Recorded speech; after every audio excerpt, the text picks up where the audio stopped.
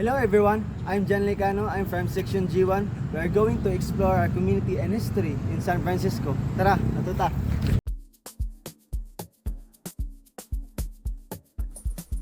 Ang San Francisco, Quezon del Sur, usa ka lungsod nga natukod tong June 21, 1959. Sa una, kabahin pa kini sa Barobo, karon gibuhat na siya sa kaugalingong lungsod tungod sa pagdako sa populasyon ug sa kadaghanan sa negosyo diha sa San Francisco.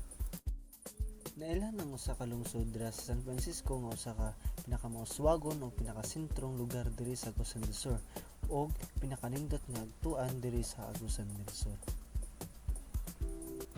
So karon napo diri sa atubangan sa gymnasium sa San Francisco.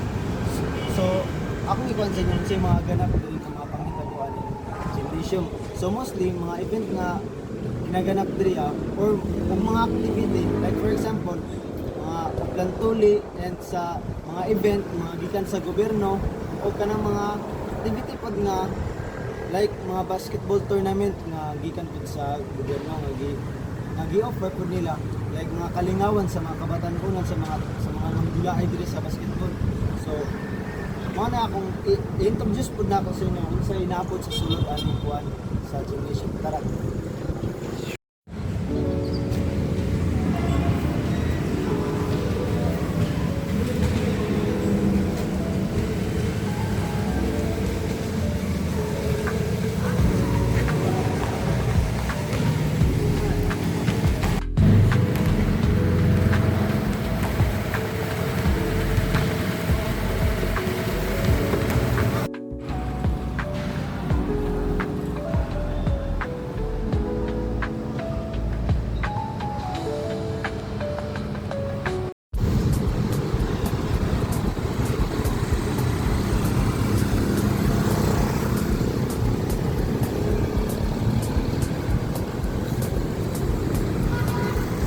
Karon na ako diri sa Rizal Park or sa ginatawag nga rotunda diri sa San Francisco.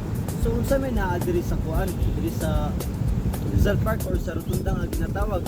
So mostly diri ka tumalag sa mga tao, mag-jogging, magtambay, mag-enjoy ang mga matag pamilya diri sa Rizal Park kay usa ka pinaka-lingkod pod nga tambayanan diri sa San Francisco.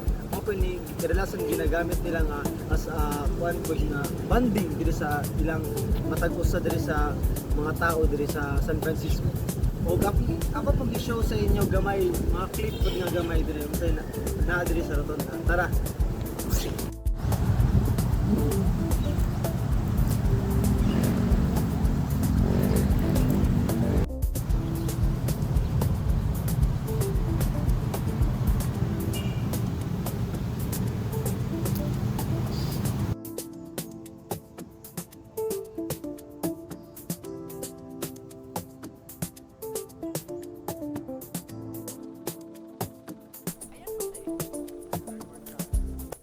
Ang tuog diri nga makita nimo sa Alegria, San Francisco, Agusan del Sur nga nailan siya nga usa ka pinakataas ug pinakakaraang kahoy diri sa San Francisco.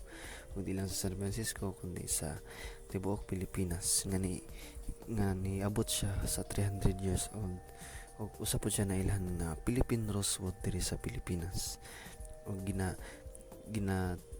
dayuhan pud siya sa diri sa mga turista tungod sa iyang pagkataas ug pinakakaraan nga kahoy nga ni tubo diri sa Alegria. So this is it for today and I hope you learned something. And once again, I'm Jan Licano from Section G1. Thank you and God bless.